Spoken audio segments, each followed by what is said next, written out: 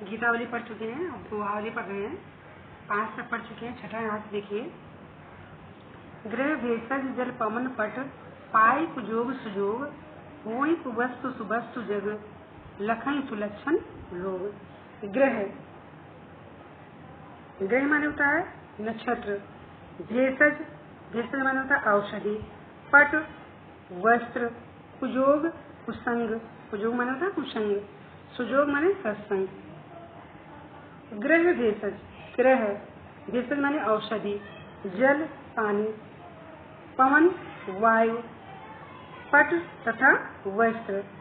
आदि को पाय कुजोग सुजोग, आदि को यदि कुजोग अच्छी संगत मिल जाती है तो वह अच्छे हो जाते हैं, और यदि कुजोग बुरी संगति मिल जाती है, संजोग मतलब होता है सत्संग अच्छी संगति, और कुजोग का मतलब होता है बुरी संगति। अगर उन्हें अच्छी संगति मिलती है तो वह अच्छे हो जाते हैं, और कुजोग, और अगर उन्हें बुरी संगति मिलती है तो वह बुरे बन जाते हैं। होई कुबस्तु सुबस्तु जग, लखन सुलक्षण लोग। इस रहस्य को अच्छे लक्षण वाले गुणवान व्यक्ति ही जान पाते हैं। लखन सुलक्षण लोग, सुलक्षण लोग मतलब होता है गुणवान व्यक्ति, अच्छे लक्षण वाले। पूरा से देखिए। ग्रह औषधि पानी वायु तथा वस्त्र आदि को यदि अच्छी संगत मिलती है, पाए कुजोग सुजोग, यदि अच्छी संगति मिलती है तो अच्छे बन जाते हैं, और यदि बुरी संगति मिलती है तो वह बुरी संगत पा करके वह बुरे बन जाते हैं। वही कुबस्तु सुबस्तु है ना। बुरी संगति है तो कुजोग सुजोग मतलब होता है अच्छी संगति और बुरी संगति। यदि अच्छी संगत कुबस्तु ये बुरी संगति मिल जाती है तो बुरे बन जाते हैं। सुबस्तु जग, और बुरी अच्छी संगत मिलती है तो वह अच्छे बन जाते हैं। लखन सुलक्षण लोग, लक्षण माने होता है देखते हैं या जान पाते हैं। इस रहस्य को अच्छे लक्षण वाले गुणवान व्यक्ति ही जान पाते हैं। काव्यगत सौंदर्य, इसमें देखिए कोई ग्रह किसी विशेष राशि के संयोग से बुरा फल देता है, और वही ग्रह किसी दूसरी राशि के संयोग से अच्छा फल देता है। इसी प्रकार से औषधि पथ्य के साथ लाभकारी होती है और अपथ्य के साथ हानिकारक होते हैं। जो जल शुद्ध स्थान पर स्वच्छ पात्र है वह अच्छा होता है, वही जल अशुद्ध स्थान पर या गंदे पात्र में रखा जाता है तो गंदा हो जाता है। यही बात पवन वस्त्र आदि के विषय में भी जानी जाती है। भाषा यहाँ पर ब्रज भाषा है। शैली मुक्तक शैली, अलंकार अनुप्रास अलंकार, रस शांत रस, शब्द शक्ति लक्षणा, गुण प्रसाद गुण, छंद दोहा। छठा देखिए।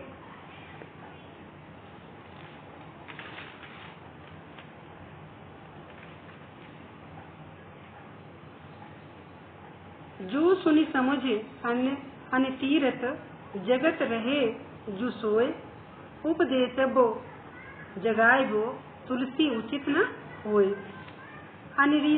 अनितीरथ, अनितीरथ माने होता अनीति में लगा हुआ, अनीत माने गलत रास्ते में लगा हुआ। जो माने होता जो, उपदेश बो उपदेश देकर। प्रस्तुत हुए में स्पष्ट किया गया कि जानबूझकर कुमार्ग पर लगे हुए व्यक्ति को सन्मार्ग पर लाने की चेष्टा करना निरर्थक है। जो जानबूझ करके बुरे रास्ते पर चले जाते हैं उन्हें सत्मार्ग पर ले जाना बहुत कठिन या निरर्थक है।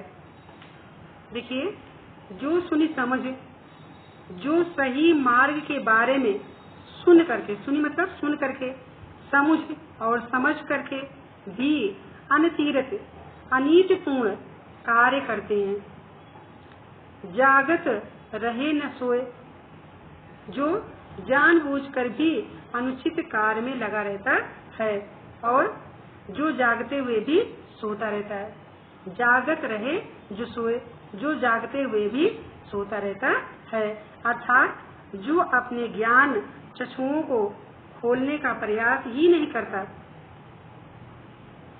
उपदेश वो जगाए वो, तुलसीदास जी कहते हैं कि ऐसे व्यक्ति को उपदेश देकर जगाने का प्रयास करना व्यर्थ है।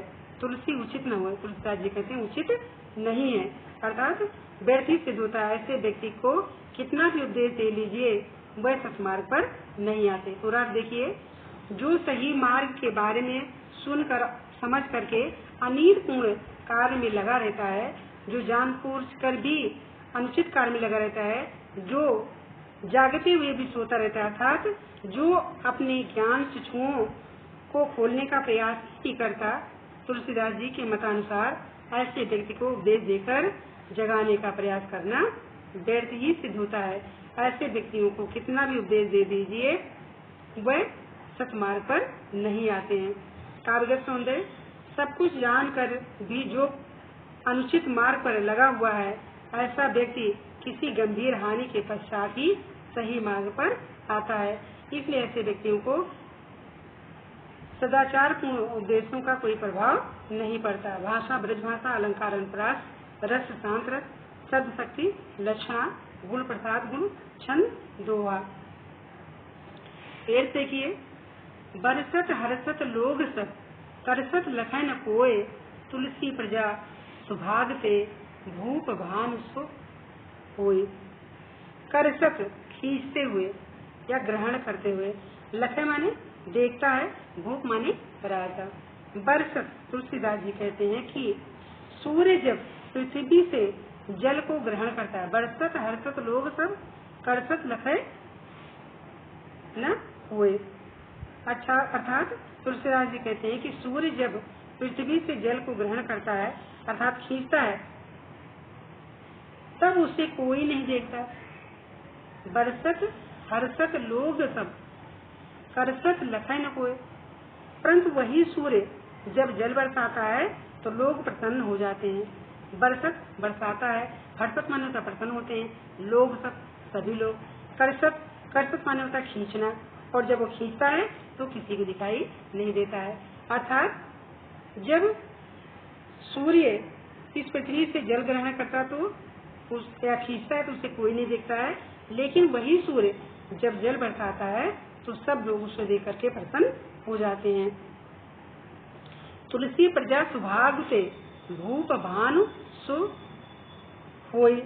उसी प्रकार से तुलसीदास जी कहते हैं, प्रजा सुभाग अर्थात न्यायपूर्ण ढंग से ग्रहण करने वाला, उसी प्रकार से सूर्य के समान न्यायपूर्ण ढंग से ग्रहण करने वाला और उस कर के रूप में प्राप्त धन को प्रजा के हित में व्यय करने वाला राजा किसी देश की प्रजा को बड़े ही सौभाग्य से मिलता। प्रजा सुभाग, प्रजा को सुभाग माने तो सौभाग्य से, तुलसीदास जी कहते हैं उस प्रजा को सूर्य के समान अर्थात सूर्य के समान अर्थात ग्रहण करते हुए तो कोई नहीं देख पाता धन, और जब अपनी प्रजा पर खर्च करते हैं तो सभी देखते हैं सूर्य के समान।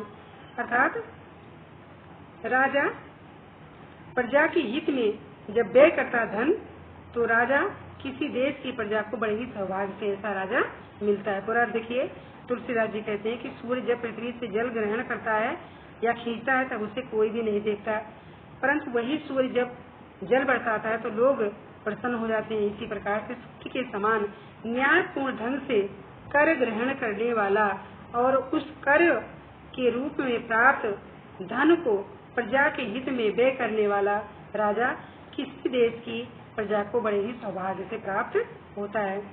इसका काव्य सुन देखिए, गोस्वामी तुलसीदास जी कहते हैं कि राजा को प्रजा से उतना ही कर ग्रहण करना चाहिए जो न्याय पूर्ण हो, साथ ही साथ कर रूप में प्राप्त धन को उसे ऐसे कार्य में लगाना चाहिए जिससे प्रजा का कल्याण हो। भाषा, ब्रजभाषा, शैली, मुक्तक शैली, अलंकार, अनुप्रास, रस, शांत रस, शब्द शक्ति, लक्षणा, गुण प्रसाद गुण, छंद, दोहा छंद। नेक्स्ट लिखिए, मंत्री गुरु अरु वैद जो प्रिय बोलई भय आस, राजा धर्म तन तील कर होई पेगहु नाश। मंत्री गुरु अरु, अरु माने का और, मंत्री गुरु और भय आस डर कर, बेगई शीघ्र, नाश माने होता नष्ट हो जाता है। प्रस्तुत दोहे में चापलूस अथवा भयभीत मंत्री वैद्य और गुरु को विनाश का हेतु बताया गया है। यदि मंत्री, कभी कहता है कि यदि मंत्री गुरु और गुरु वैद्य और वैद्य जो प्रिय बोले अप्रसन्नता के कारण भय बस या स्वार्थ बस की आशा में हित की बात न कह करके प्रिय वाणी ही बोलते हैं, अर्थात हाँ में हाँ मिलाते हैं। भय की आशा से राजा धर्म हाँ में हाँ मिलाते, तो मंत्री के द्वारा हित की बात न कहने से राज्य का, वैद्य के द्वारा शरीर,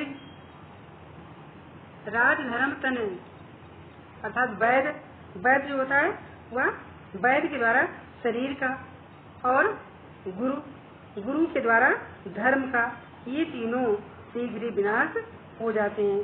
पूरा देखिए, यदि मंत्री वैद्य गुरु अप्रसन्नता के कारण या भयवश स्वार्थ साधन की आशा से हित की बात न कहकर प्रिय वाणी ही बोलते हैं, अर्थात हाँ में हाँ मिलाते हैं, तो मंत्री के द्वारा हित की बात न कहने से राज्य नष्ट होता है, वैद्य के द्वारा शरीर नष्ट होता है तथा गुरु के द्वारा धर्म नष्ट होता है। इन तीनों का शीघ्र विनाश हो जाता है। काव्य सुन देखिए, राजा को मंत्री के, शिष्य को गुरु के तथा रोगी को चिकित्सक के परामर्श का सदैव सम्मान करना चाहिए। उनसे बलपूर्वक अपनी इच्छानुसार कार्य कभी भी नहीं करवाना चाहिए। भाषा ब्रज भाषा, शैली मुक्तक शैली, अलंकार यथाक्रम, रसांत रस, शब्द शक्ति, लक्षणा और व्यंजना, गुण प्रसाद गुण, छंद दोहा छंद। लास्ट वाला देखिए, तुलसी पावस के समय धरी कोकिलन मौन, अब तो दादुर बोलिए हमें पूछिए कौन। दादुर माने होता है मेढक और पावस माने होता है वर्षा ऋतु। तुलसी पावस के समय, तुलसीदास जी कहते हैं कि वर्षा ऋतु के समय, पावस माने होता है वर्षा ऋतु में,